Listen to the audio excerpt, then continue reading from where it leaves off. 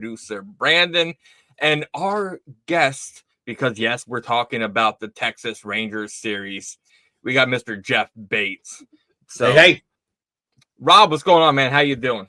I'm doing pretty good. Kind of a rainy day here in Boston. It's going to rain throughout the week, so kind of crappy weather. Hoping that we are not rained out for Cedon Rafaela bobblehead tomorrow. So we'll have to see. But it's going to be a good week for baseball. Hopefully, if the weather clears out. Yeah, it's been rainy all week so far down here. Brandon, what's going on, man? How you doing? Doing pretty good life-wise. Obviously, Sox-wise, not so much. I'm sure we'll talk about that in a little bit, but otherwise, pretty good. And, of course, Jeff, man, what's going on? How you been doing?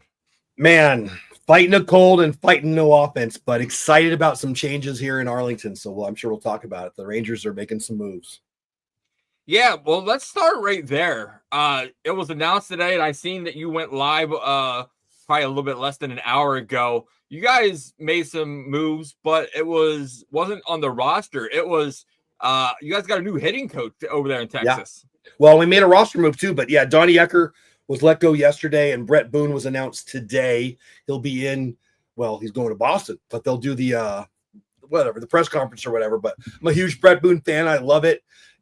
What this really is the analytics are out. The old school is back, and I mean, I'm for both. Very honestly, Bochy and CY have known Boone for ever, and it's a pretty cool story. I don't know, maybe you'll want to hear it. I'll tell you if you want, or maybe you guys know how it came together down at USC in Southern California. But I'm excited about it. We needed a change.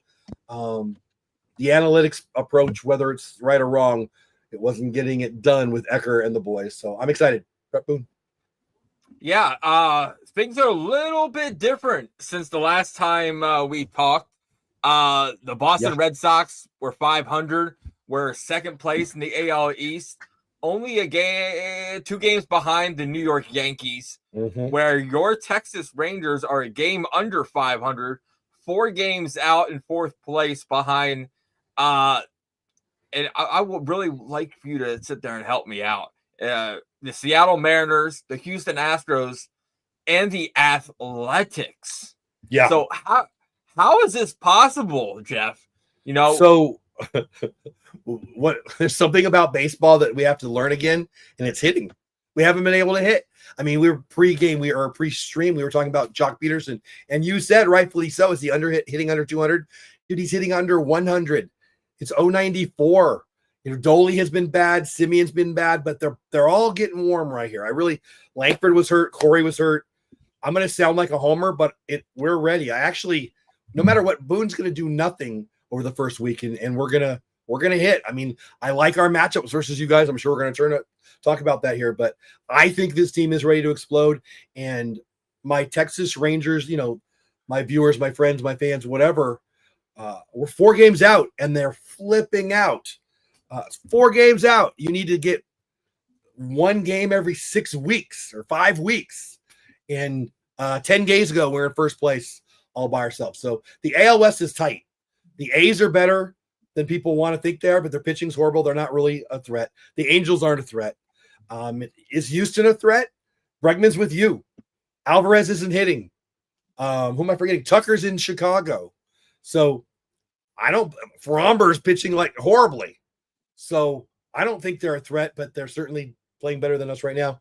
And then Seattle, and I'm a little worried about it. Like, who are the best 2 teams in baseball right now? It might be Detroit and Seattle, and we just got lost 2 out of 3 at home, and we got Detroit after we got you. So we'll see a lot after this road trip.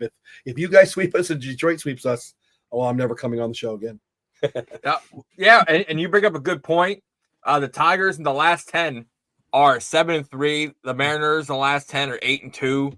The Athletics in their last 10 are also 7-3. Yeah. Besides the Kansas City Royals also 8-2 in their last 10. Isn't that weird? They can't hit either, and they're winning. That's a weird one. I want to make a point here. The one saving grace, actually 2 points. One saving grace for both of our teams is that the AL is largely underperformed at this point in the year. Yeah. And second point, I'm sorry to say this, Jeff, and if the fans out there don't believe me, go to my channel, check out the video that I made on opening day. I predicted the A's to win the West because I think that they are going to be sneaky this year. They're playing in a minor league ballpark. Like you said, pitching hasn't performed, but I think that playing in a minor league ballpark all year, the way their hitters pop off, it can carry them. They're going to be sneaky good. Well, I like their lineup. I do. I don't think they're ready yet, but they're not far. Severino's good. Sears is pretty good.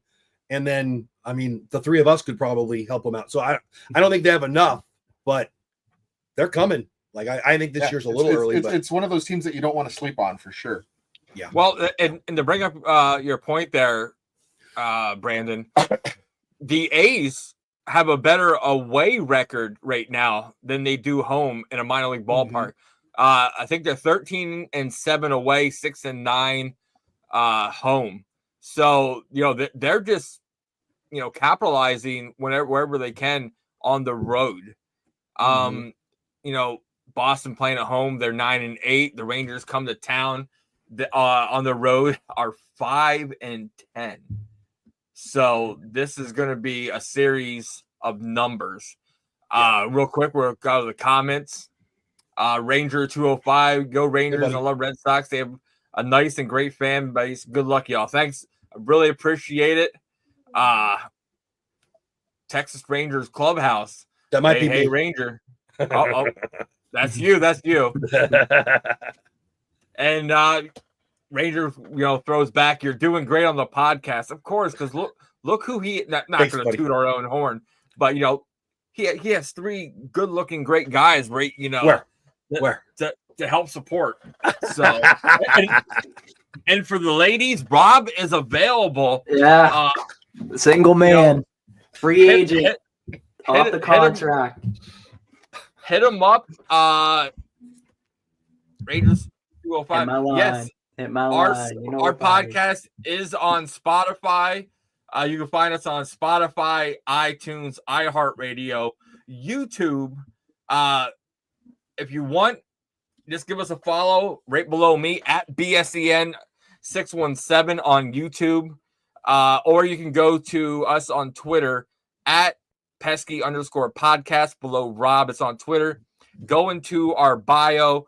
Our link tree's right there. You can go look at all of our credentials there.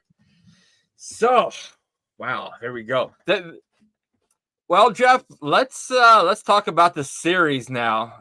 And it feels like just yesterday your starting pitcher was pitching, a crazy game for us in 2018, but now things are different. Big game day, baby. Yeah. Brandon, sorry. Oh, God. All right, we got game one. We got Nathan Eovaldi, as Rick alluded to, versus Lucas Giolito, who the first five last time looked pretty damn good first time out. Mm-hmm. For someone that's coming off of a 2-year injury, Lucas Giolito was very dominant, pitched a lot into the strike zone, went deeper than I thought he would have. And it's good to see that he bounced back pretty well. Obviously, the bullpen, just like it has been recently in the past few days, had let him down. Unfortunately, Garrett Whitlock wasn't as locked in as he usually was, but that's okay. It happens. It's part of the game. But no, Lucas Giolito, oh my God, looked very sharp in his first appearance. And I'm hoping to see how he handles this Ranger lineup. Like Jeff said, the lineup's kind of slumping right now. So hopefully it can work things out a little bit. And then nothing beats Nate Eovaldi. Nate Eovaldi has been pitching really good this year. And I love Nate. Always a big game Nate fan here. So it's going to be a good pitching matchup. Now, obviously not as crazy as opening day with him and Crochet, but still a solid matchup, I'd say. Yeah, I'm not sad. We're missing Garrett, right? So that's not. Did you see the ball get his nose? That was insane. And he stayed in the game. Like a champ. Hurt my nose just watching it. That was crazy. As soon as I seen that they said about the ball coming back to him, and it's like, oh, there's blood. The first thing I thought of was Nolan Ryan when he took that, and I was, and I was like, dude. I'm like, that's why we call him War Pig. Like, he is straight up filthy. Right. Yeah, that video was nuts, man. That wasn't me.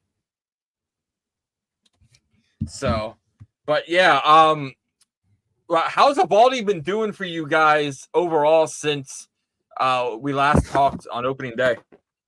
Elite, 46 Ks, walked 3 guys so far. I mean, that's it. 46 Ks, he's walked 3 guys. That's insane. I mean, what's his ERA? 2.11. He's been every every bit as good as advertised. Who's better? Hardly anybody. It's a small list. I'll take Big Game Nate against anybody every night, and that includes Crochet. And again, I'll say it. I'm glad we're not going against Crochet because he's clearly your best. I guess we get Bello Thursday, but I like the pitching matchups to favor us, to be honest with you, and especially in game one. Yeah, with Giolito coming back, he earned that win. He should have gotten the win on his first game back. The bullpen once again, 6-0 lead. You can't say nothing more than that.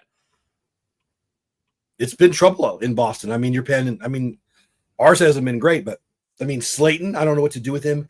Is Liam never going to close for you guys again? I don't know. I'm not sure what's going on there, but I like our chances to get it. Did Giolito go 6 in his first start? Was that what it was? How many innings did he give you? Doesn't matter. My point is, we're going to get to your bullpen pretty early, I'm guessing, and. If you get to our it seems like the Red Sox, like when the hitting's off, almost the entire lineup's off.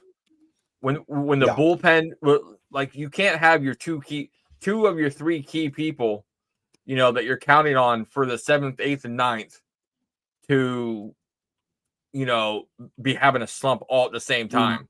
And the one who is it? I honestly don't know. Who is your closer? Who is your 8th inning guy? So Chapman's the closer, and then Slayton's technically the 8th. Right which the thing I don't understand is the other day the Red Sox optioned Luis Guerrero to AAA, which confused me a little bit because he has 4 shutout innings so far this year and looked really solid. And I think maybe it's because he does have club options and he has options available in his contract, so maybe that's why. But I'm hoping to see him come back very soon because he was looking very sharp. Yeah, the only reason did Hendricks just lose it? I have no idea. Like looking at him pitch, it's like to me, I'm gonna be honest, it looks like a train wreck. He's at a 3 ERA, which ain't terrible. So he's starting to get it down a little bit, but it's just he's had some good, some bad. I think he just needs some time back. Yeah, really. Before we get into, go ahead. No, he was elite. Mm-hmm. Yeah, but he's also coming off 2+ years gone to cancer and elbow and shoulder and everything else. So he's 36 years old, so he's not getting any younger. Yeah, that's fair. Yeah, and Rob, with your point, the only reason Guerrero went down was because Brendan Bernardino came back off the paternity list. Yeah, no, not the paternity, the death in the family. What's that called? The bereavement list. The bereavement list. So, because that's the only reason he really got called up in the first place. So before we get into game 2, I'm going to throw out some socials real quick because it looks like Rangers fan is looking for our socials. Mine is BCX3 on YouTube, Twitter, really across all platforms. Rob's is fadelines_ across all platforms. What is Z? Is that correct? Yep. What is Z? So fadelines. What is Z? Underscore on X or whatever, and then anything else is just plain. Obviously, Rit is _Rit on most platforms. Obviously, BSEN _617 for the larger podcast. And of course, Jeff's is Texas Clubhouse on YouTube. So those are the socials for Rangers fan or anyone else looking for them. Game 2, we have, if my mouse will work, sorry guys, Tyler Mahle versus Tanner Houck. Tanner Houck, what a guy. He's definitely figuring things out a little bit, especially his last start against Toronto where he went 7 innings, struck out 6, and only gave up 4 hits on 1 earned run. So he's starting to figuring it out a little bit, which is good to see because that's what you want to see from a guy who was an all-star last year. Tanner Houck, a very good pitcher. When he is on.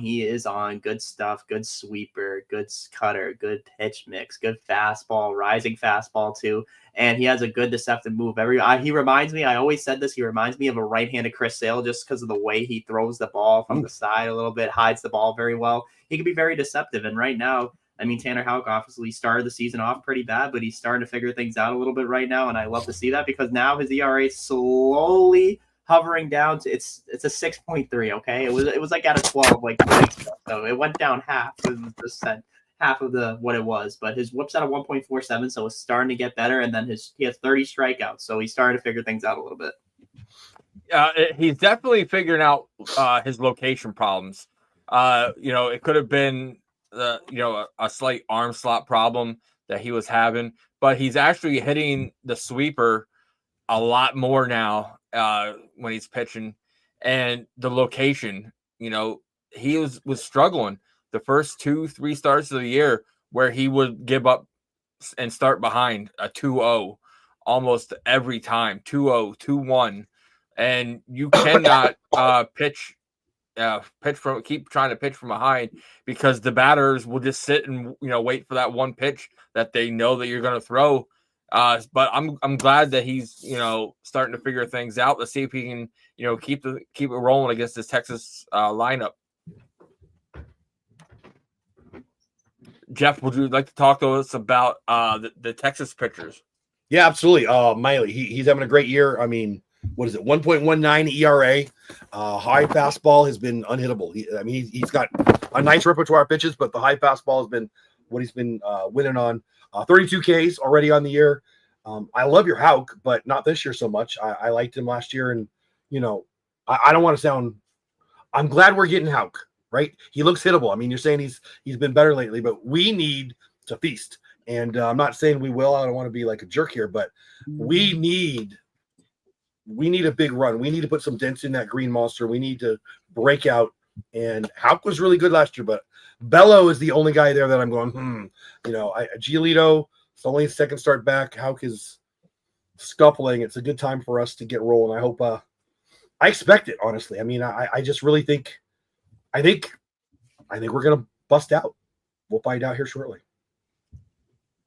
Yeah, let's go into game 3 pitching matchup, which is, like you said, Jeff. To me, this is probably one of the only ones that I think favor us. Yeah, I agree. Yeah, and this is the one that I'm most looking forward to. This is Brian Bale versus Jack Leiter, and even though I agree with you guys, I like Bale. Jack Leiter's no slouch up there either.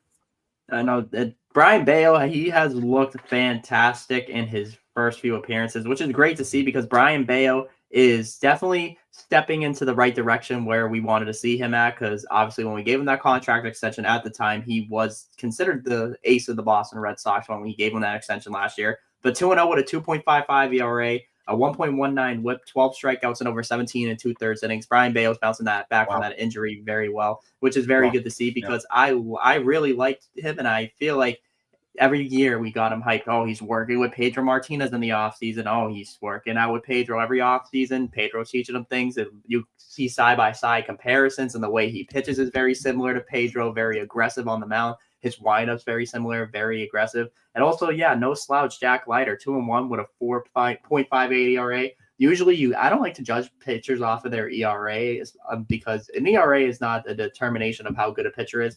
The whip at 1.3 is very good for Jack Leiter, and 15 strikeouts over 17 and 2/3 innings is still pretty good. He's still obviously a young pitcher that's trying to develop, and I think he's going to be fine. I think he's going to be super fun. He's going to develop it within time, and he looks like he's been pitching well. I haven't watched too much Rangers baseball, so I don't know if he's been getting better over his last few starts, but I know you probably know more about that than I do. Well, Jeff. I totally agree with you on ERA, especially this early in the season. It's a data point, but that's all. It's not the main one. But Jack got hit a little. The numbers looked worse than they were in his last start. He's got a new changeup he's been working on. Festa, who we just cut, taught it to him, whatever. And I like him. I've liked him for a long time. I liked him when he was at Vanderbilt. I've liked him as a prospect. I think he's elite. I think he's going to be elite. I mean, he's not elite right now, but I really like. I'll tell you what, the Pedro comp is pretty good. Like even on your graphic, that looked like Pedro to me. Like it really did. And I've loved Bayo for a long time. Just reading the stuff. I haven't watched him live by any means, but that's the pitching matchup for me because I love pitching. I love young studs. That's the one for me. I mean, as a Ranger fan, I love Evaldi versus Giolito because I think we have an advantage. I love Malley versus Hook because I think we have an advantage. But as a baseball fan, I like Leiter versus Bayo because, I mean, those are two future potential aces in my opinion. So hopefully we're up 2-0 and see how that goes. I don't know. Well, on the bright side, If you guys go up 2-0 and we lose the series, at least I get a bobblehead out of this. So it's a win-win. Yeah, I heard that. I might like bobbleheads, as you can tell. I think a couple of you probably do, but Sedane Rafaela, you said, right? That's pretty good. Yeah, they have a center field one where he's diving for a ball, and then the other one where he's playing shortstop and he's blowing the bubble. I want that one. Oh, that that's cool. fire. So you don't know which one you're getting? Yeah, it's it's first 7,500 fans, Love and it's a that. random one. So if I see anybody, I'm like, I remember one time we love went to St. that. Louis and they did a giveaway for like jerseys, and it was Chris Carpenter. I think one was like a Lars Nootbaar. Everybody wanted the Lars Nootbaar one, and then some other player. I forget what player it was. They love everybody Lars. was trying to trade. Everybody was trying to trade. Like, do you have a Nootbaar? Do you have a Nootbaar? I was like, yeah, I'll trade a Nootbaar for this. So maybe I'll find someone and be like, hey, can I get your That's fun. the bubble one? I'm jealous. I love that. That's cool. Yeah, let's talk about go into the Texas Rangers infield. Infield for the Texas Rangers, we have Corey Seager, Marcus Semien, Josh Young, Josh Smith, and Blaine Krim. A little bit different from the opening week. Yeah, Mr. Berger's down in AAA. Honestly, I think you're going to see some Jock Peterson at first base. He hits left-handed. You got 3 righties. Blaine Krim, maybe you will. I don't think you will. Also, Josh Smith. When I do the lineup right now, I mean, we're going to have a brand new lineup tomorrow because Evan Carter has been brought up. Leody Tavares was cut. I don't know if we talked about that, but we let Leody go. And Josh Smith has been playing center a little bit. He played center yesterday, but Evan Carter will be out there against all 3 of your righties, I'm sure. Long story short, Smith will be in the lineup, but I don't know where. Probably giving Seager a blow as Seager's the DH for a game or maybe 2, but we'll see. Smith has played, I think he started every position but catcher, pitcher, and right field this year already. I think that's true. And that's how Bochy likes to use him. His value, he said today, his value is in that he gives somebody else a blow every day. And as far as the infield, Krim might get some ABs, but I really think it's going to be Jock Peterson. It might be Peterson in the DH spot and somebody else at first, even maybe Josh Smith, but we'll see. And of course, Semien and Seager and Josh Young round out the rest of the infield. Yeah. Now let's go to our infield because just like you guys, we're having a little bit of problem with the first base since Casas went down. That was rough. Yeah, I didn't think I'd be saying this on the graphic really at all, but we have Abraham Toro, Christian Campbell, Trevor Story, Alex Bregman, David Hamilton, and Romy Gonzalez.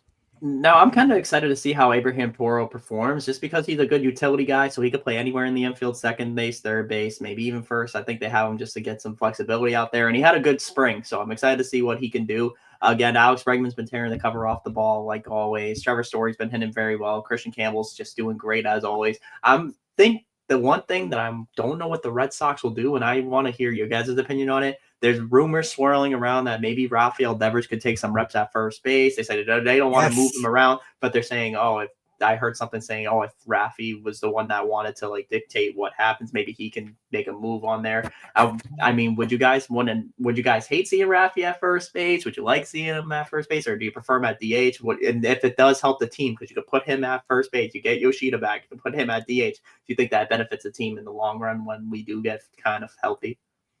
So I have conflicting thoughts on this. First of all, we have to take the whole Yoshida thing with a grain of salt. The video we saw yesterday with him trying to throw a ball and clutching the shoulder.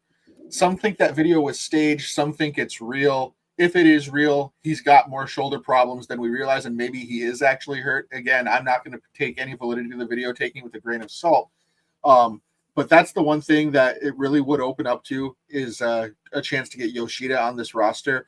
But at the same time, I'm kind of conflicted because Rafi was very apprehensive about going to DH. He's now settling in there.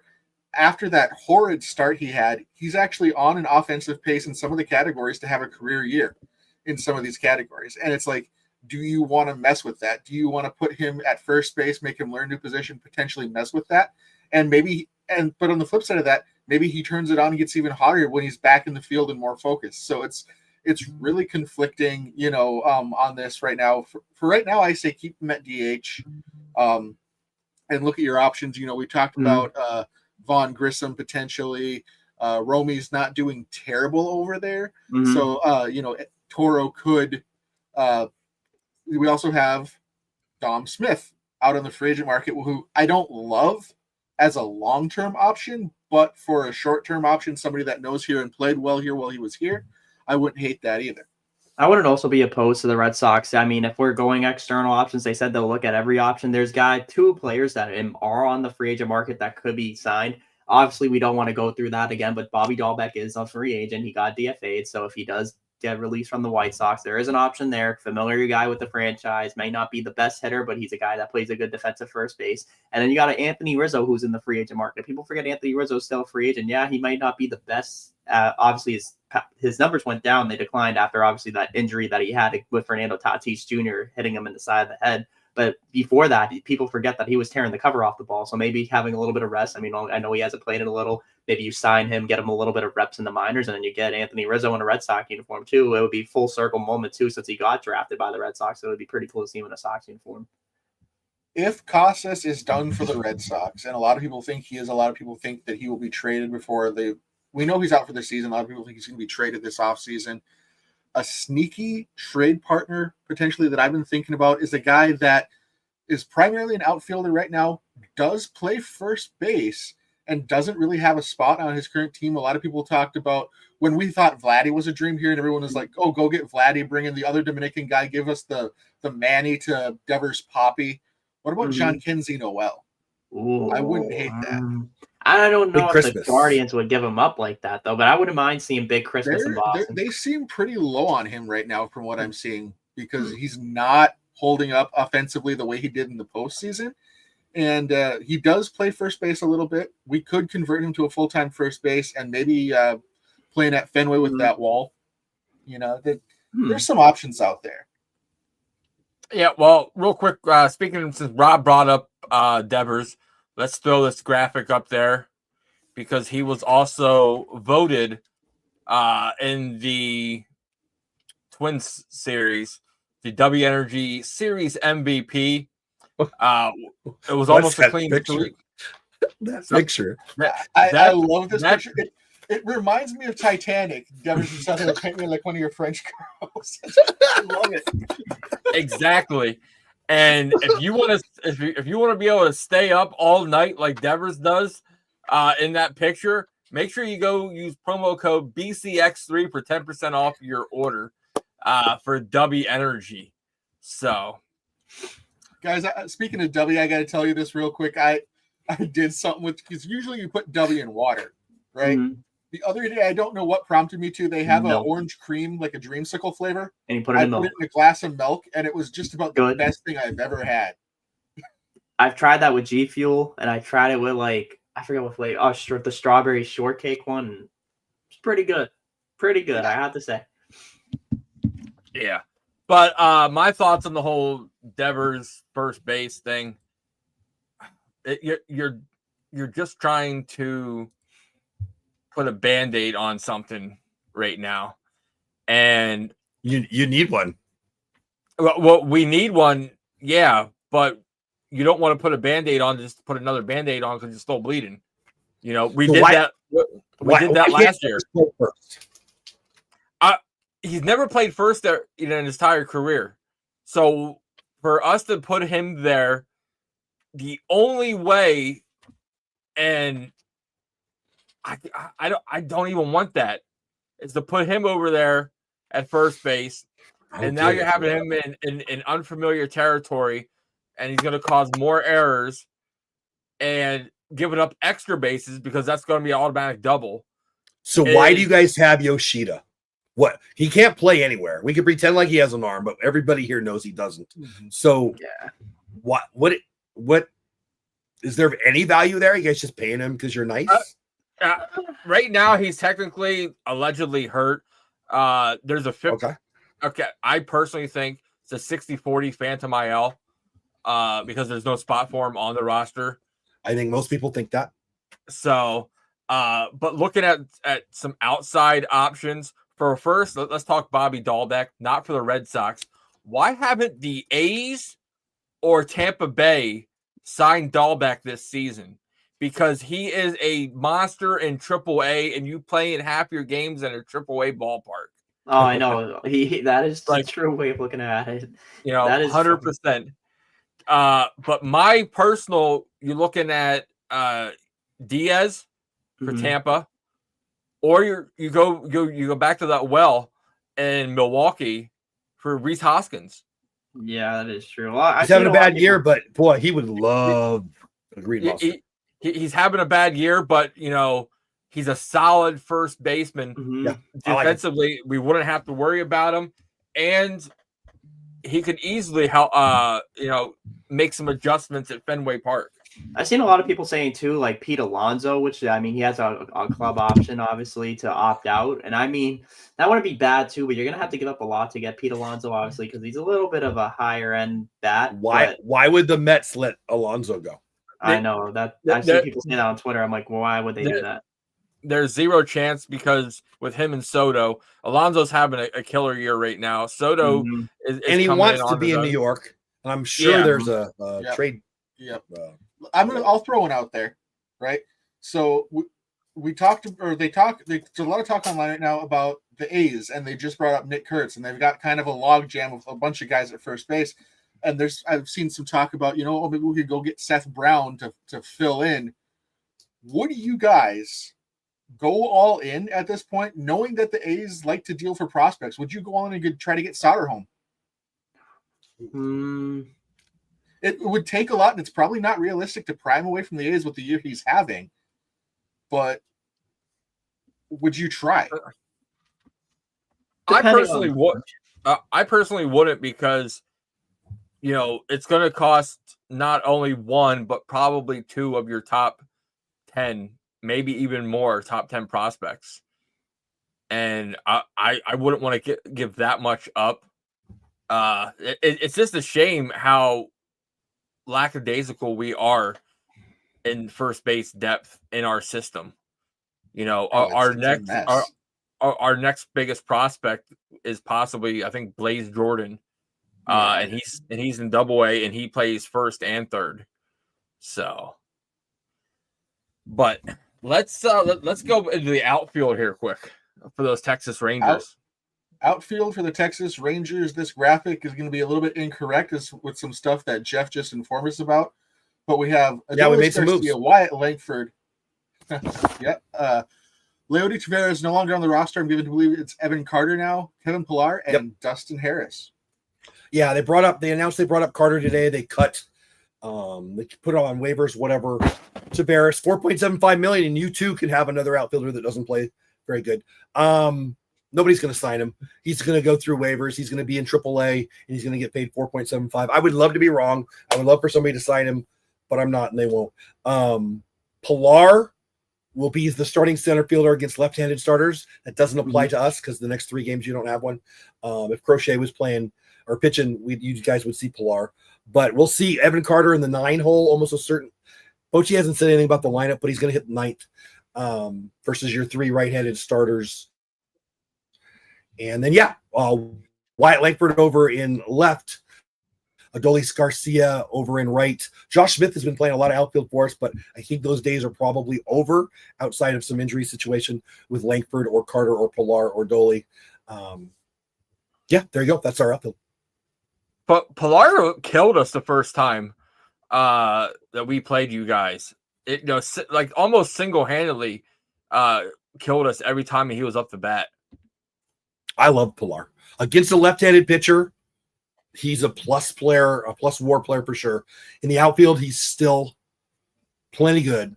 I've loved him for years. I love that we got him. We got lucky there. And we really need it because, Leody's done, but Carter has not shown he can hit left-handed pitching. So we need Pillar. Yeah. Let's TLC. cruise on over. Let's cruise over to the Red Sox outfield there. Red Sox outfield, we have for some reason I can't speak. Jarren Duran, Cedane Rafaela, Wilyer Abreu, and Rob Refsnyder. And before I turn it over to you guys, I just got to tangent this a little bit more on the Casa side of things. I've seen so much chatter on Twitter lately about, why can't Wilyer play first? Why can't Roman play first? It doesn't always work like that, right? Like, it's not going to be Kyle Schwarber, Hanley Ramirez, every single time. You can't just take an outfielder and magically put them at first. That's not how baseball works. You don't want to take your Gold Glove right fielder and put him at first base. Just don't do it. But you can put a third baseman over there. Hint, hint. That is true, and I've told people this too.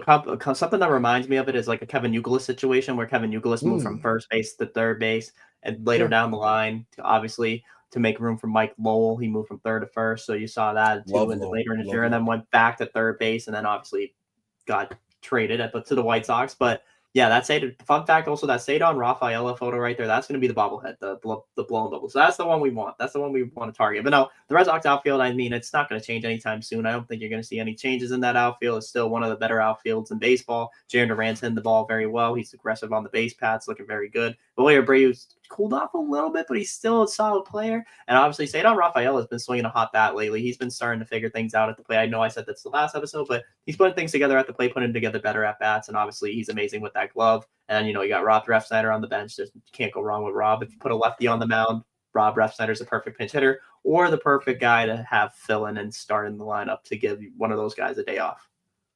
Did you guys see MLB Network's miking up Duran? Oh, that's going to be an interesting one. I love Jarren Duran, but just let's not fight with anybody. But I love you, dude. I love you, bro. I love him too. I really hope MLB is not trying to set him up for something. Like. Well, I mean, he knows he's mic'd up, so I don't know. And not a Duran thing, but that hot mic in the Twins series, that was hilarious. Oh yeah, with the umpire. I don't know if you heard about that, Jeff, but that was funny. Sure. Yeah, I'm a big Jarren Duran fan. Love him. Yeah. And overall, if anybody, this is just me personally, could see transferring outfield to first base, would be Refsnyder. Yeah, Refsnyder played some first base in 2020. Wasn't he an infielder when he came up? When he came up, he played third for the Yankees a little bit, second base for the Yankees. Wait, there was baseball in 2020? Yes, there was. I was going to say a true Red Sox fan. I say a true Red Sox fan would forget I don't remember baseball. The whole entire season. That was possibly the worst pitching staff I've ever seen. Fun fact. In the regular season, the Red Sox led Major League Baseball with fan attendance. If you don't remember that one crazy fan getting into the stadium against the Yankees, screaming with the sign. Red Sox 1-0. That's probably the one thing about the 2020 season that I do remember. The Red Sox.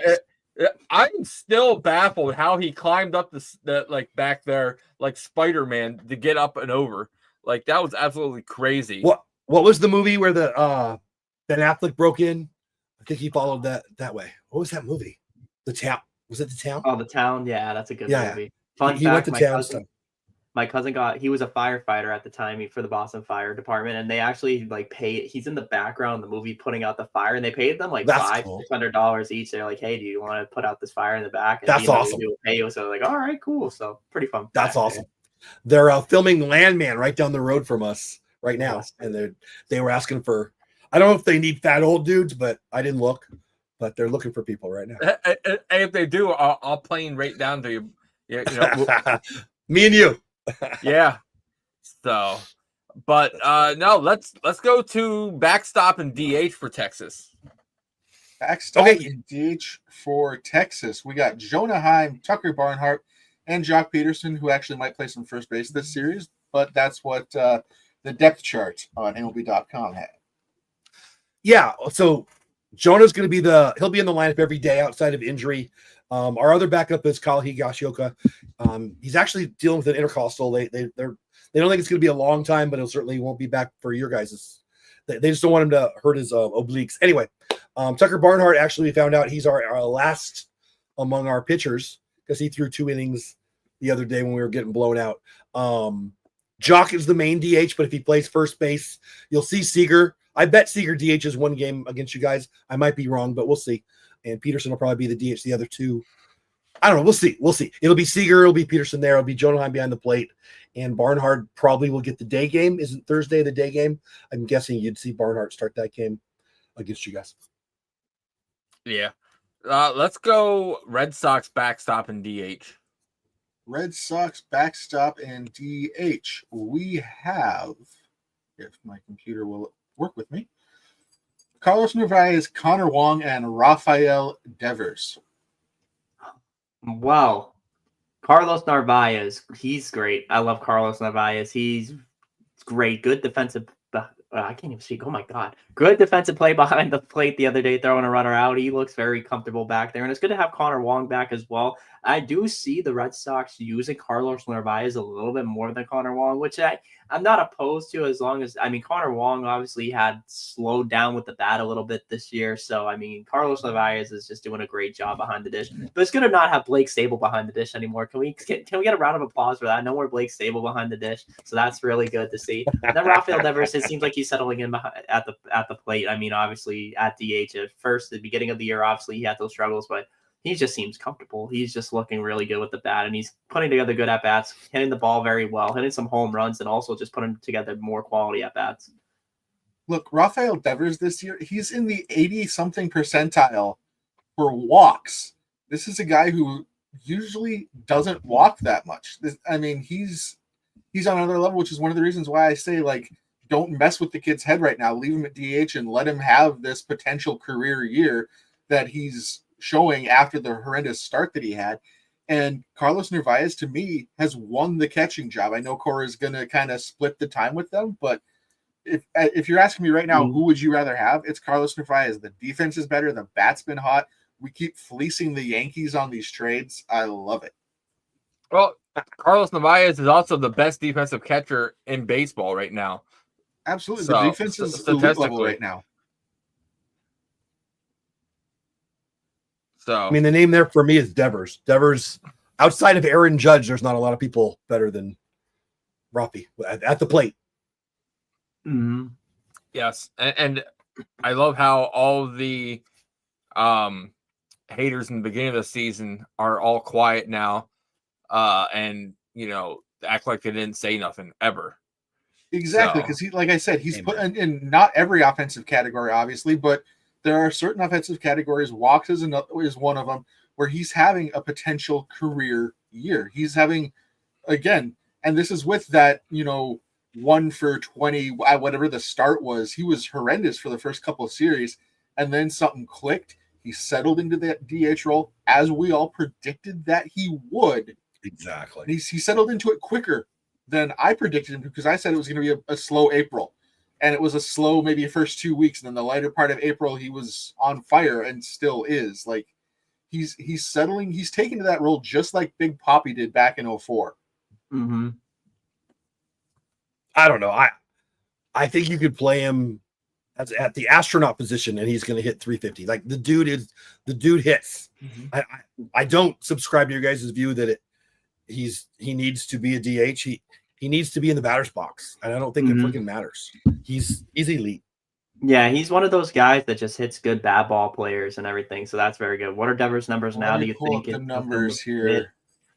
Yeah, while Brandon pulls the numbers up, I personally think it was at the beginning of the season he only had, I want to say, 14 spring training plate appearances, and you need roughly in spring training.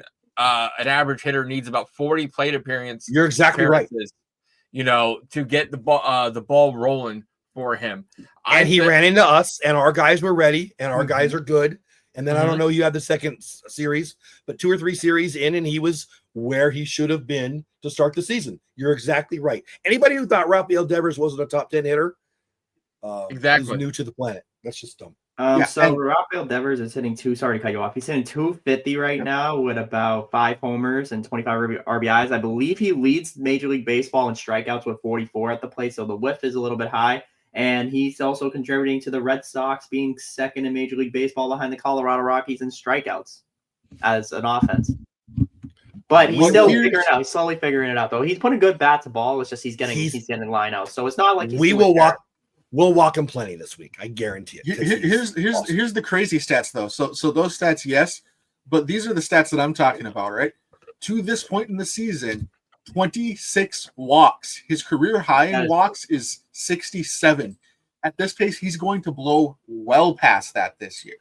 He has an on-base percentage of 370. He's got a slugging of 441 and an OPS of .811 and an OPS plus of 128. Yes. I mean, there are categories where he's absolutely having a potential career year, and for him, that's saying something. And yeah, guess what? When the weather warms up, those home runs are going to start flying. And I just think, to Rick's point, I think it's the lack of at bats in spring training, which were partly his own fault. He was sulking a little bit, and just saying, "I'll be there when I get there," and it was. I think, people think that DH is an easy job. It's actually, to me, a lot harder than sometimes fielding, because you have 9 innings that you're on the bench more plays than not.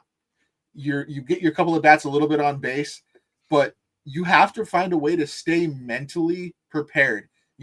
Poppy joked around in the clubhouse. JD Martinez, he hit the video room and just, Devers needed to find what keeps him mentally ready for the game while he's DHing, and it seems he's found that, and he's become the Rafi Devers that we know and love. He's elevated his game in certain areas where now he can concentrate just on hitting and taking more walks and things like that. So that's where I think he's having a career year in some of these categories, which is scary when you think about him having career years in any categories, because the guy puts up the numbers that he does. But it took him a bit to get ready.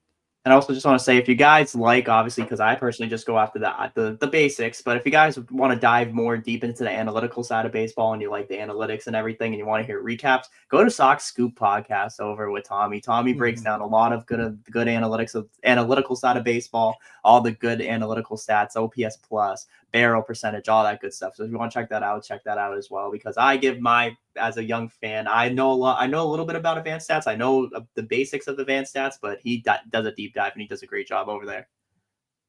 Yeah, and TLC just brought up a great point, especially if the offense isn't moving, as we haven't been a lot lately.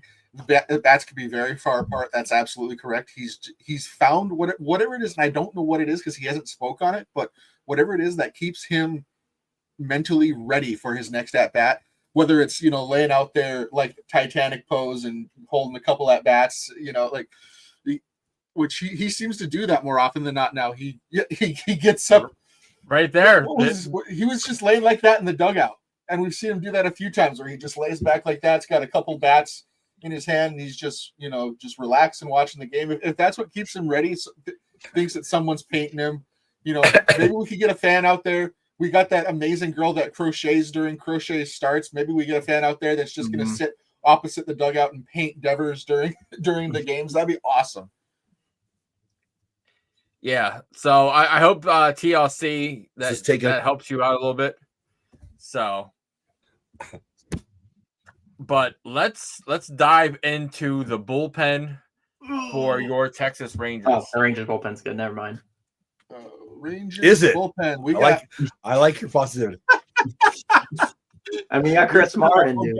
Chris Martin, Hobie Milner, MLB The Show legend. Even on a gold, that card is sick.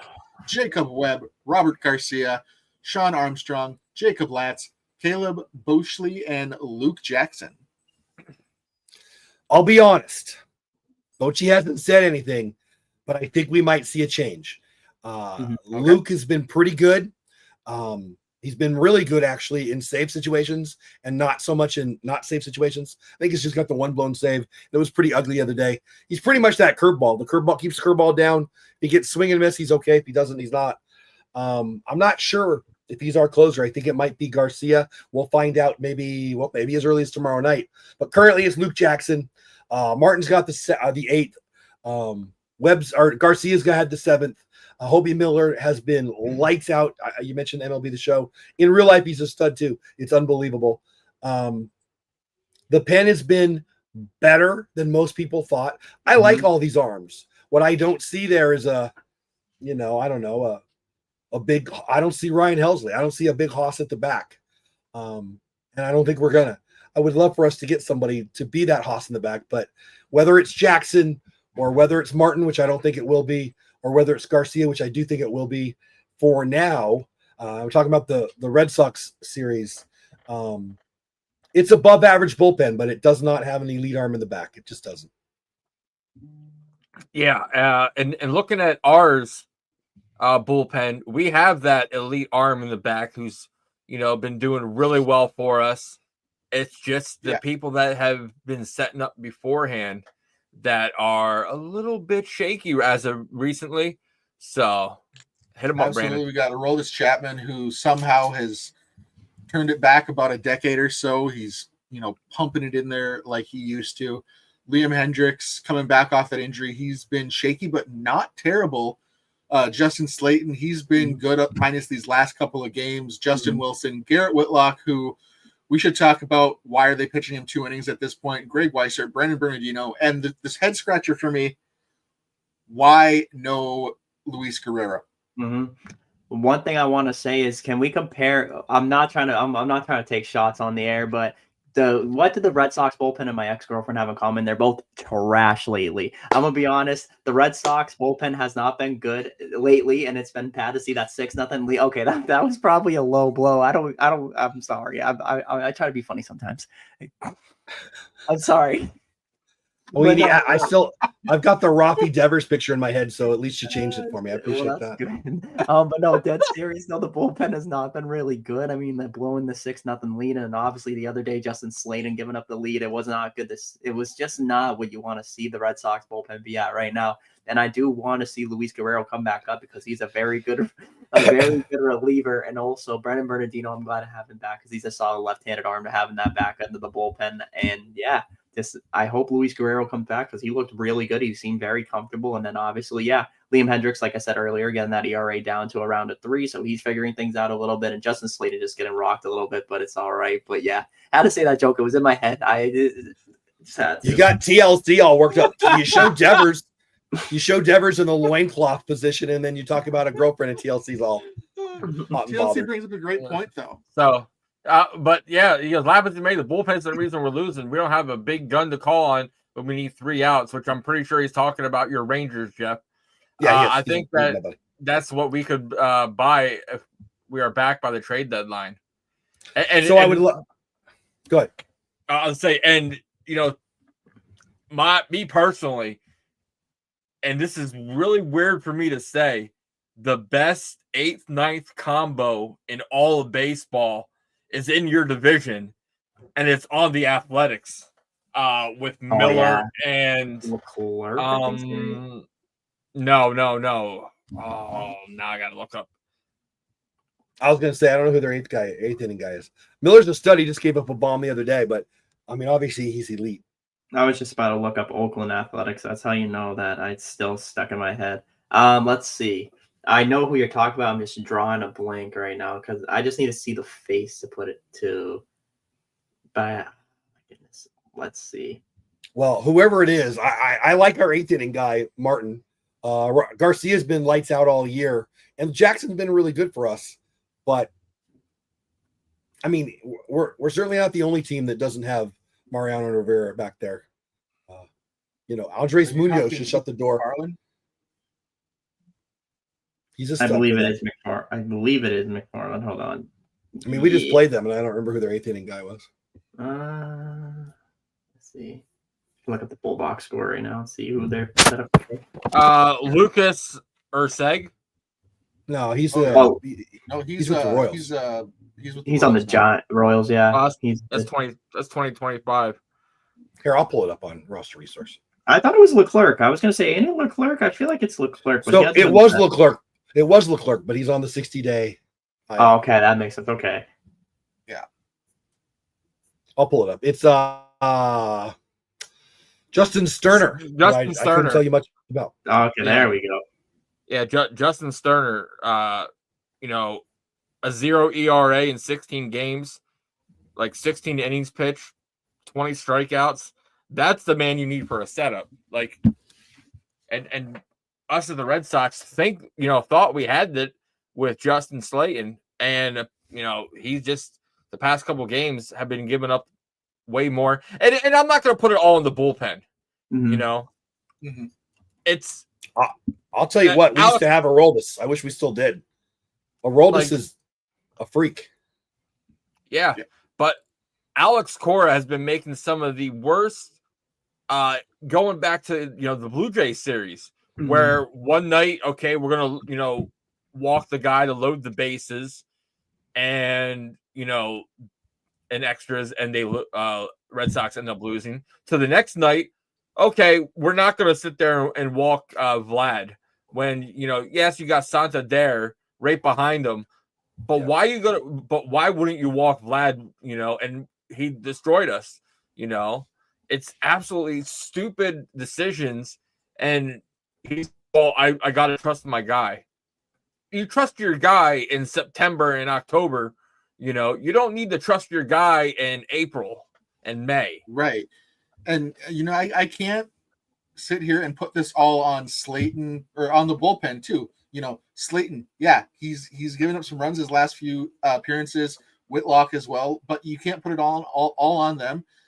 They've had a lot of high leverage situations late, and eventually those arms are going to get tired. The offense really has to put us in a position where not every night is a save situation where you're burning through these back end guys so much. And I think these guys are going to be fine. Slayton and Whitlock, we've seen what they're capable of. You just got to get into a position where you don't have to use them as frequently. One thing I want to say too is Alex Cora, throughout his managerial career, especially as of late, he overuses a lot of guys in the bullpen, and I feel like that's one thing. He keeps continuing to go to a certain guy and overwork them, and that's kind of like what hurts the Red Sox. I've noticed like Matt Barnes, he had a great 2021 earlier in the year, and then he's got overused. His arm probably shot out. He had dead arm. Something happened. I don't know, but then he crapped the bed. I had to keep a PG for a second, switch up, crap the bed towards the second half of the season in 2021. And then like other arms, I'm trying to think, there's so many times like Kenley Jansen, he was solid, but he was overused a lot too in the 7th or 8th inning. And it's like, what are you doing putting him in the 8th inning? There's no need to it. And I just feel like that's the one flaw of Alex Cora's management is just his bullpen usage. Other than that, I really like how he goes about making the lineups, how he is as a guy in the clubhouse, as a leader, but the bullpen usage, he just needs to spread things out a little bit because I feel like sometimes he overuses guys and it kind of hurts the bullpen, especially a guy like Whitlock. He was using a lot as well, and then he gave him a little rest, and then he started to overuse him again. Well, here's the one thing I don't like about how Whitlock is being used. And we call him, as Rob coined it, Whitlocked in. It seems like he's locked into 2 innings almost no matter what. I'm sure there's been instances where he hasn't gone the 2 innings this year. In fact, I know there have, but more often than not, it seems like they want him for those 2 innings no matter what the situation is. And it's like, you don't have to necessarily hold him to that. Like, if the situation calls for let's get somebody else in here, get somebody else in there. Yeah. So, well, let's go to our segment we've been doing. Jeff, we're going to play a little fair or foul. Let's do it. All right. You said you had a couple? So, yeah, I have a couple. So, the first one I did. So, if you guys haven't already seen the leaks of the jerseys, the Red Sox are having New City Connect jerseys that are coming out next week. I will be at the game Saturday, so I will be able to buy one of them. My question for you guys is, so we all know how the Red Sox perform in the yellow jerseys. They're really good. They're considered their lucky jerseys. Do you think the Red Sox New City Connect jerseys that come out next week will be the Red Sox new lucky jersey? Fair or foul? Do you think they'll be superstitious with them as they were with the yellows? I can tell you why you guys win in those yellow jerseys. Because they want to get off the freaking field and change out of those freaking ugly things. Do you guys like that? I hate that thing. I have one. I own one. I like it. Looks better in person. I got some ugly crap in my closet right there too, but I wouldn't wear that. All right, do you guys like that? I like the message behind it, but I feel like when I wear it, I wear a black t-shirt underneath so the color pops a little more. I just like I wish it was reverse. I think I wish it was blue and then yellow writing. That would have been a little bit better. But the hats look really nice. It reminds me of I like the hats. That's fair. I don't mean to be attacking that. I don't hate the jerseys. Do I own one? Yes. Because I'm just a disgusting Red Sox fan. I love the message behind them. I don't necessarily love them, but I don't necessarily hate them. I think there's far worse City Connects out there, but I'm very, very excited for these new green ones. I've been wanting green jerseys to come back. As you guys have seen on the podcast in the past, I also have some of the old school green jerseys from like 09. So I love what the new City Connects look like. Rob, to answer your fair or foul question, I think it's fair if we win the first game in the new City Connect. I think they become very superstitious with them and try to go on a run like we did in the past. I'm colorblind. I'm red-green colorblind, and my eyes are burning. Like, what the heck? So for those who don't know, this was a Kike Hernandez City Connect jersey, but the City Connect don't have names on the back. So now this is a Vaughn Grissom City Connect jersey. So I think the one thing I like about the City jerseys, I think the Red Sox honestly did it the best originally, and the only reason why I say that is because of the colors. The green, the blue and yellow, it represents the Boston Marathon. So I love the Boston Marathon. Happens on my birthday last year. It always happens on Patriots Day. And the one thing I love about this is just the colors. And then they also have for the marathon, they had the little flag on the side. I think it's a really nice touch. But yeah, I do think the yellow jerseys are obviously our regular alternates. It sucks that the red jerseys are our alternate jerseys on the road. Like I love the Navy. I miss the Navy jerseys. Yeah, I miss the Navy too. But I will say those jerseys in my closet. I will say I'm going to say fair just because I think that the Red Sox are one of those teams that are superstitious with it. I mean, in September, they put in for the yellow jerseys, they put in like, I remember they were on a crazy winning streak and they said the MLB gave them permission. If they were to continue the winning streak into the playoffs, they were allowed to wear the yellow jerseys throughout the playoffs. So I think the Red Sox are one of those superstitious teams. And if you play good in the green jerseys, I say they keep it rolling, and it's a good look. I'm excited to see though if it's going to be all green with the pants included, or if it's just going to be the green jersey and the white bottoms. But I'm gonna go fair. I think the Red Sox are a little superstitious on it. I go foul. If it's not broke, don't fix it. You know, there's so much history behind those yellow jerseys, and you know what it meant to not only the team but to the city itself. I gotta go foul on that one. All right. And then another one I have, this is for like the future kind of sort of fair or foul. Do you think Tristan Casas has played his final game in a Boston Red Sox uniform? At this point, I'm unfortunately going to have to say fair. I think that they really try to move him in the offseason, and I don't see a scenario where he's necessarily ready for opening day. We're looking at the more I look into this surgery, and I've had some pretty gnarly knee surgeries in the past, this could be a more than a year recovery time. So regardless, I don't see him with the team opening day next year. And I see it in a point where, look, they're in a window where they're trying to win, and they need a solution at first base. We've talked about it. And once they find that solution, like, I don't think they necessarily, for a team that's trying to win and win in the long term with guys like Anthony and Meyer on the cusp of breaking the major league roster, I don't see a world where we go get a Dom Smith and be like, okay, that's 2025, 2026, we're back to Casas. I think they're looking for a long-term solution at first base, whatever it may be. So I think Tristan Casas may have missed his window. At least maybe he comes, if Devers does move to first, maybe he comes back as the DH at some point. But in terms of this, I'm going to say fair that he has played his last game with the Boston Red Sox.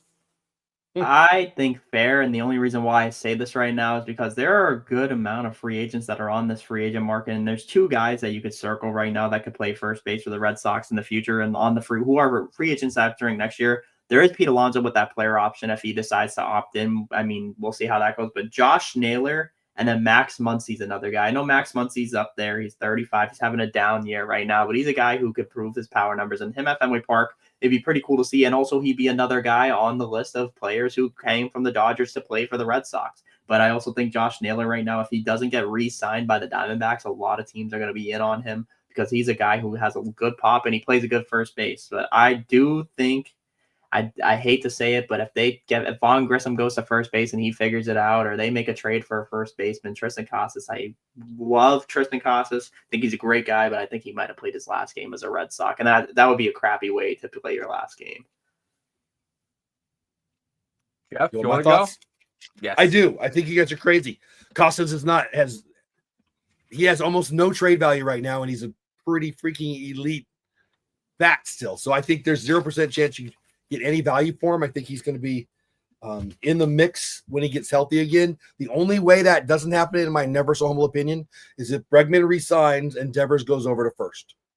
If Devers goes over to first and Bregman resigns in Boston, there's no home for Tristan. But even in that case, he probably sticks around and tries to be your, next infielder or your next, I don't know.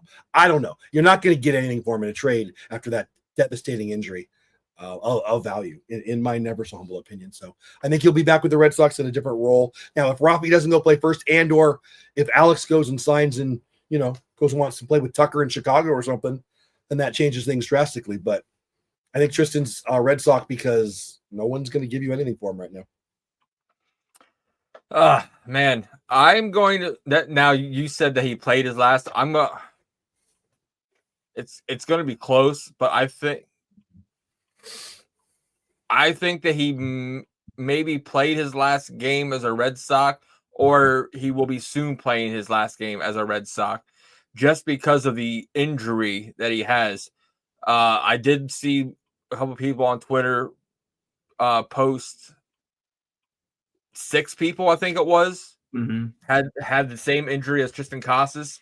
5 of them were pitchers, and none of them had a career afterwards. Like, wow, really? Wow. Like, it's from what I'm understanding, the injury is kind of like a mini blind. Once you cut the string, you can't put it up or down. It just drops down. That's what he tore for his kneecap, holding everything in place. So, like, that's a lot for a first baseman. And factoring in that it's coming off of his drive leg, right? So how's he going to plant that foot to get a good swing off? I'm obviously, hand up, I'm no athlete, but I've had several knee injuries, none nearly as serious as what he's had. And my knees have never been the same since just minor surgeries. Knees are a hell of a place to have a surgery like that. And, this could be, and I say this as someone who loves the guy, I think him being different, painting his nails, sunbathing, none of that stuff ever bothered me. It was actually kind of refreshing to see someone just doing things different. They're not giving a crap what anybody else thought.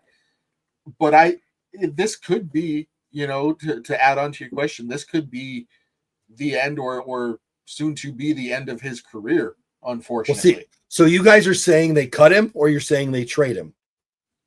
I just don't think he comes back. Like, he's going to try, but I don't think he's ever going to be the same. He'll be lucky to be able to walk straight for the rest of his life. Wow, really? I don't see if he is traded, he's like a throw-in piece in a trade. See, it makes no sense for Boston to let him go in a trade. They're not paying him a ton of money. They're not going to pay him a ton of money. He lost out on hundreds of millions of dollars. Like you said, he has very little value right now. So if he is in a trade, it's not as the headliner. It's as a third or fourth throw-in piece.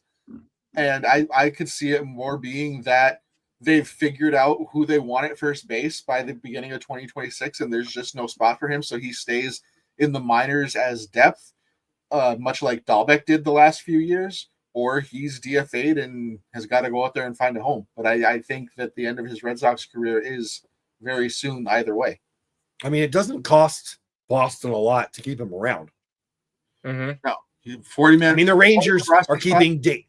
The Rangers are keeping Dane Dunning around and likely Leote for a lot more than you guys are paying Casas right now, right? I mean, I don't. And if you put him, like, again, say this with all the love for the guy in the world, if you put him through DFA, he's probably clearing.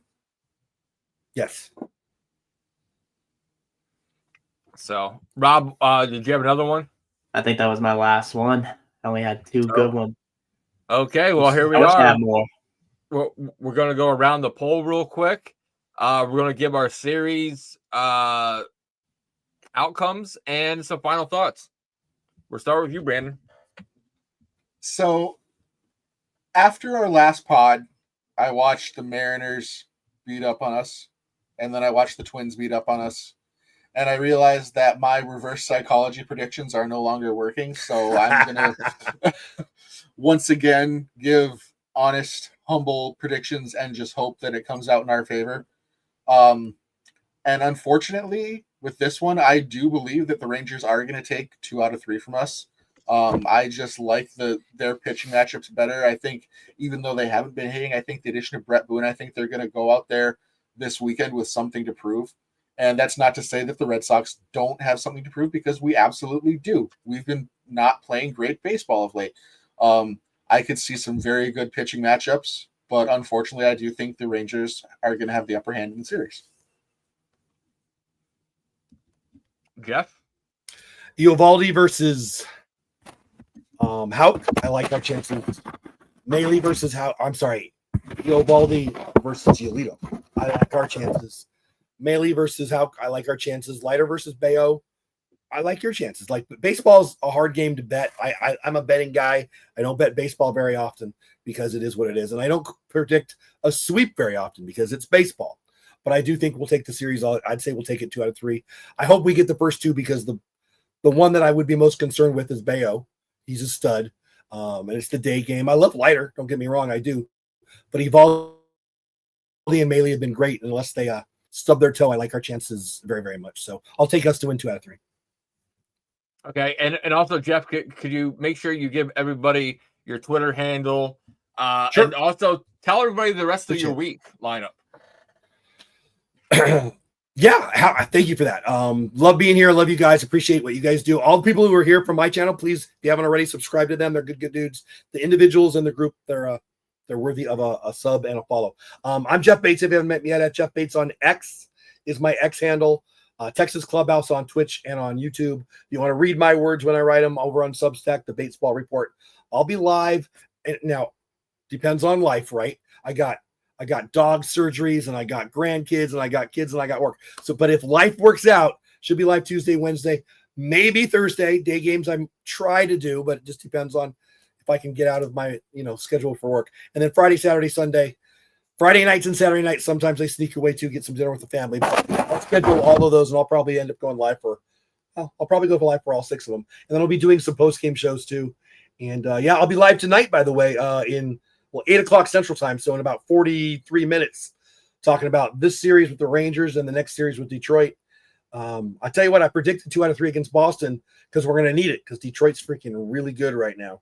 And our offense has been horrible. So if you guys score 4 or more, we in trouble. And thanks for letting me come on, guys. I appreciate you so much. Oh, no, Jeff, we love you coming on, and we always have a good time. And we love when you're on because, you help us bring that A game with us. So I appreciate that. Oh, and before we get off of me, all 3 of you are invited. What I want to start doing on my show. So when I go live during the game, it's a 9-inning game, right? So that's 17 or 18 breaks, depending on how the game goes. So I would love to have you guys on for an inning anytime you want. Something happens with Boston. Maybe there's a big game. Maybe there's not a big game. Maybe you're just bored and you want to come on. I'm not going to have you sit there for the whole game because I don't want to do that to you. But anytime you guys want to come on for an inning, just let me know, and we'll make it happen. You can talk whatever you got going on, your content and or your Red Sox. And hopefully I don't always sound like this because if you're new to me, I don't usually sound like this. Rob, what's up, man? You're next. I think the Red Sox are going to come in here, and I want to say they take 2 out of 3.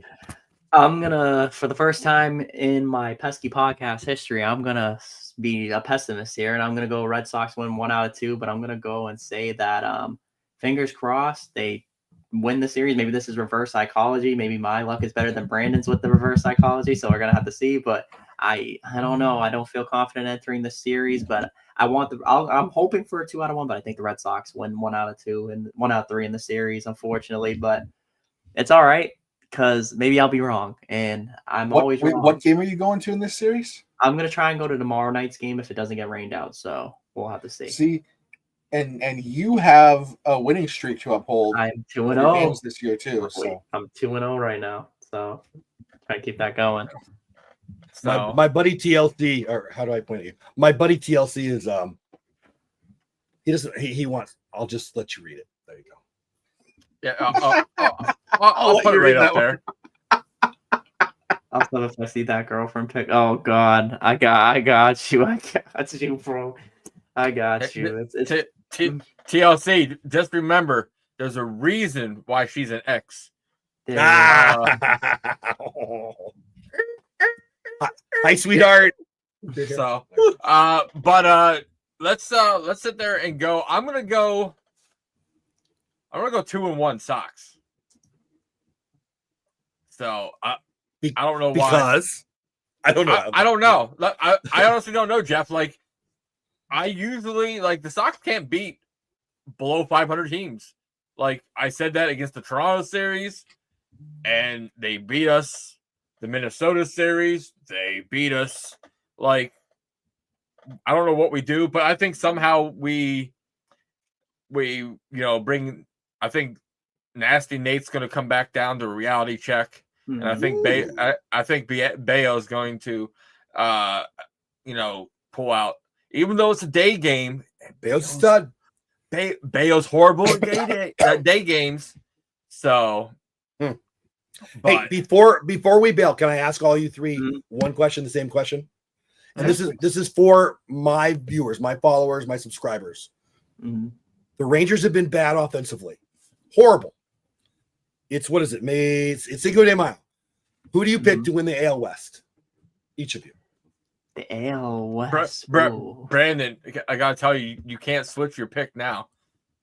Well, no, but I'm asking, knowing what you know now, not what you thought in March, knowing what you know now, with the Rangers in fourth place, 4 games out.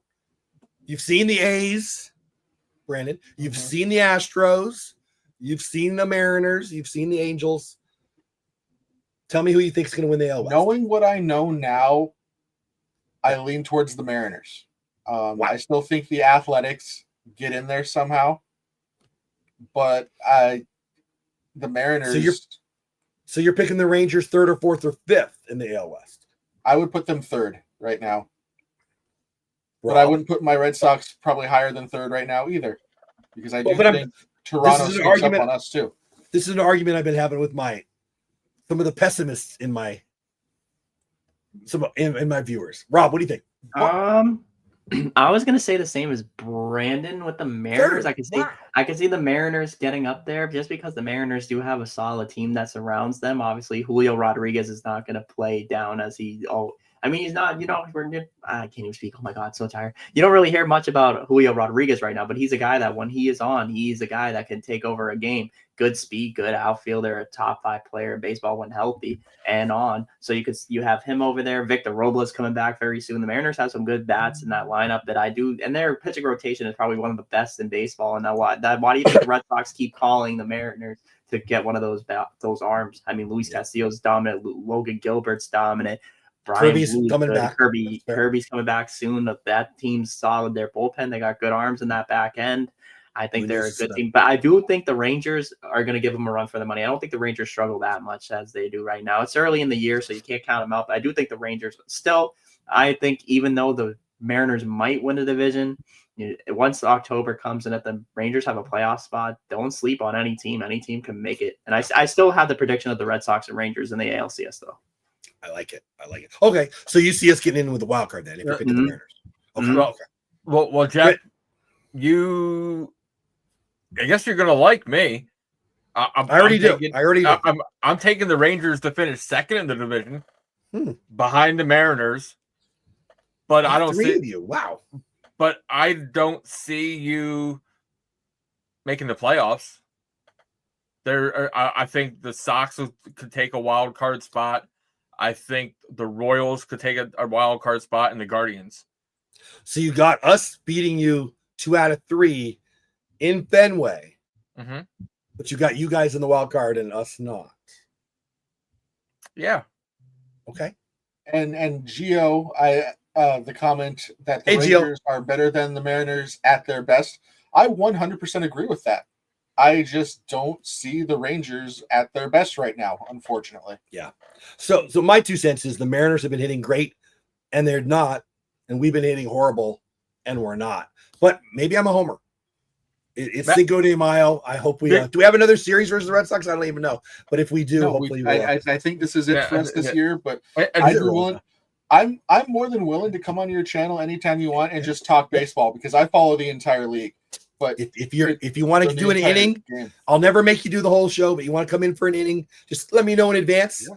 And if I see it while we're live, we'll bring it. All 3 of you anytime.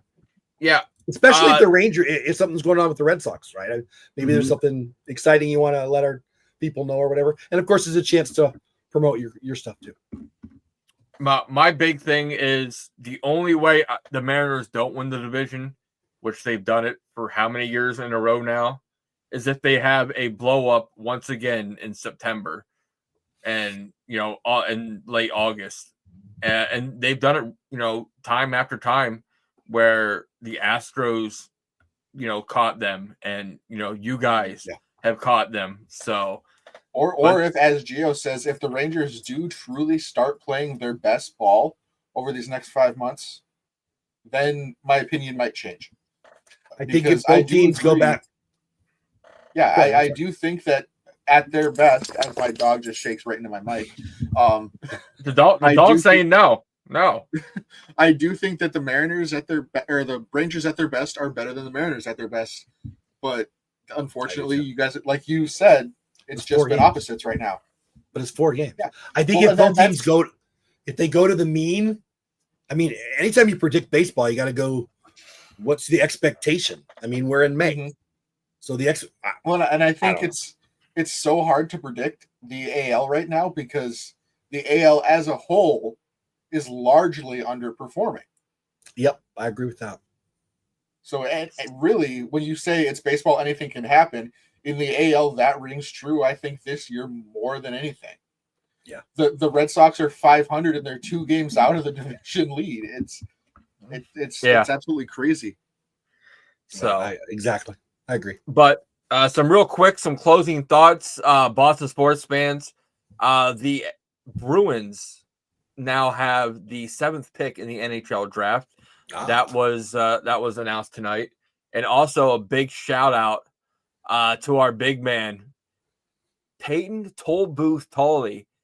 12 Ks in high A, 20 whiffs, no walks, 5 innings pitched.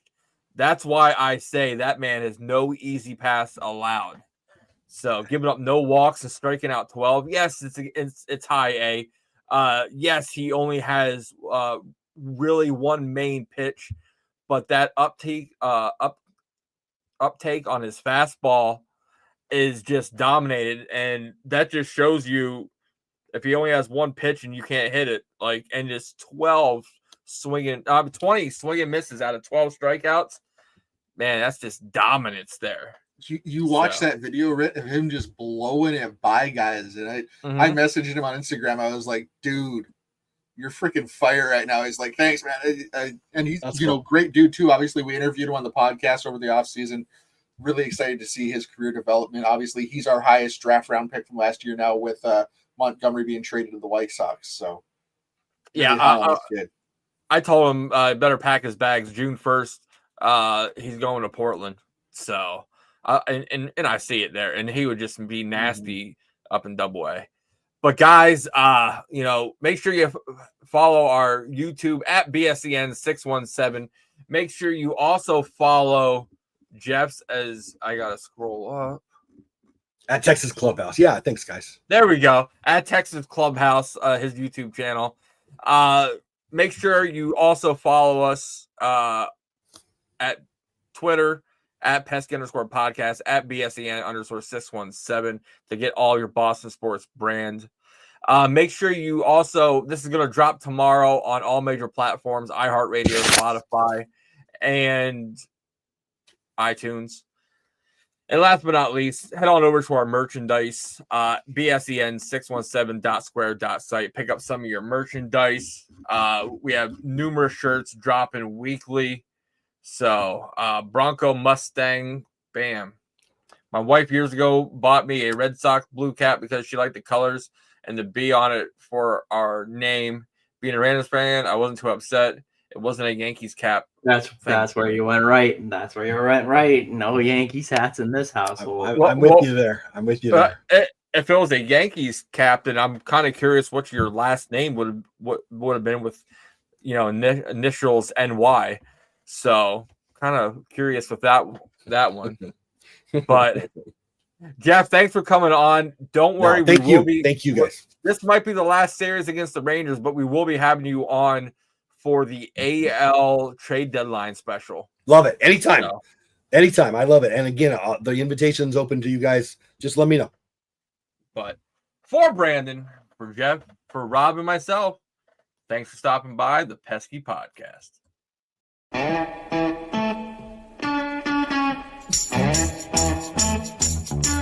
gonna tell you a story.